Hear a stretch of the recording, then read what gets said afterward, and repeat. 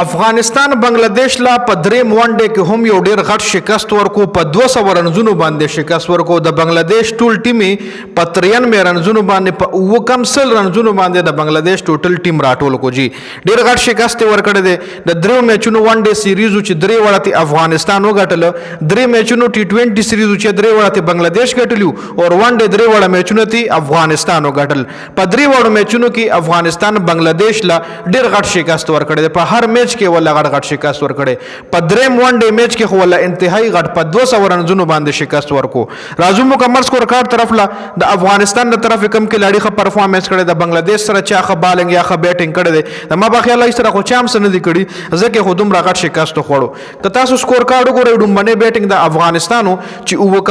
وکم 300 رنزونه جوړ کړي دي نه کلاړیان آوټ او 50 اورونو کې نبی بغیر خپل بیټینګ په اخر کې کړي دي ورنه را سکور په 200 200 ته رسیدل خود نبی د خ بیټینګ په وجه باندې دا سکور او کم 300 ته رسیدل دي ګورباز که تاسو ګورئ سلور سلوي خبرونو باندې 200 رنزونه کړی دي ابراهیم زدان یو ځل بیا ډیر بدقسمت ثابت شو چې په 15 کم سل رنزونه 15 رنزونه باندې بیا سلیزه پاتې شو په دویم ون ډے میچ کې هم په 15 کم سل رنزونه ور شو او په دریم کې هم په 15 کم سل رنزونه ور شو په دې کې خاص سټرایک ریټ سره بیټینګ کړي په یو سل یو لس بالونو باندې 15 کم سل رنزونه صدیق الله اتل په درې کم 50 بالونو یو کم 1.5 رنزونه جوړ کړی دي په درې کم سلويخ بالونو باندې شاهدی کپتان سے پلسو بالو دوا اکرام علی خیل په دیا لس بالو دوا عظمت الله په یو وش بالو شل نبی تاسو ګورئ زبردست اننګز کړی دی په 20 بالونو باندې 2 شپې رنزونه چې 15 چکی او سلوري زید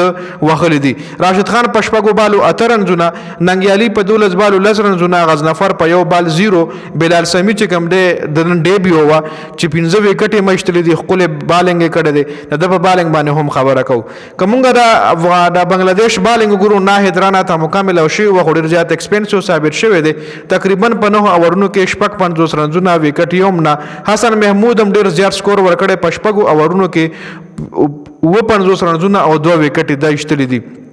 تنویر اسلام پلسو اورونو کې شپږ سل ویخ 2 وکټي مهدی حسن میراث پلسو اورونو کې اووش پته یو وکټه رشاد پلسو اورونو کې 3 سل ویخ وکټ یوم نه شمیم حسین په 2 اورونو کې 12 او سیف حسن سلور اورونو کې شپږ او 3 وکټي سیف حسن پکې کمالي بالنګ کړي یار چونکه دا بیټسمن دی خو اور پسې د بنگلاديش بیټینګ تاسو ګورئ نو بنگلاديش بیټینګ کمپلیټلی کولیپس شوی دی په 3 د پاسه 90 رنزونه لکه وکم سل رنزونو باندې ټوټل ټیم آوټ دی سیف حسن په 15 سلوي خبرونو 3 سلوي صرف د پکې هاي سکور کړي ډبل ډیجټ نور خاطر داسې دی لکه د موبایل نمبر وګورئ و 3 و شپږ 0 2 سلور 15 9 2 دا مکمل سکور کارت دی صرف ډومبني اوپنر پکې 3 سلوي رنزونه کړي دي نور خاطر ټوټل ټیم چې کم دی ډیر بکواس بیټینګ کړي دي شانتول تاسو ګورئ محمد نعیم لم ډیره مو د پس مکمل شو هغه سو نقل توحید هری دوه مهدی حسن میراث شمیم حسین په 0 نور الحسن وکټ کیپر 2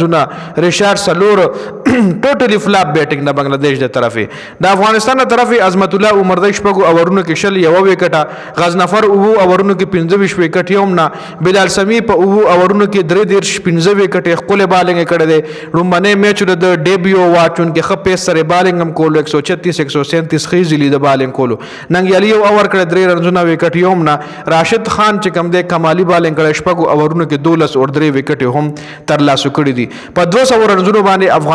افغانستان په دې میچ کې بنگلاديش له شکست ورکو او بنگلاديش د سیریز 3-0 سره بایلو د درو میچونو سیریز چې درې وړاندې افغانستان په غټ مارجن باندې وګټل او بنگلاديش له په دې سیریز کې غټه ماته د افغانستان لوبډلې ورکا د شپږو درې میچونو ټي 20 درې وړا بنگلاديش وګټل درې میچونو ون ډے چې درې وړا افغانستان وګټل نو د افغانستان او د بنگلاديش د سیریز د اختتام د ویډیو کتلو زیاته مننه والسلام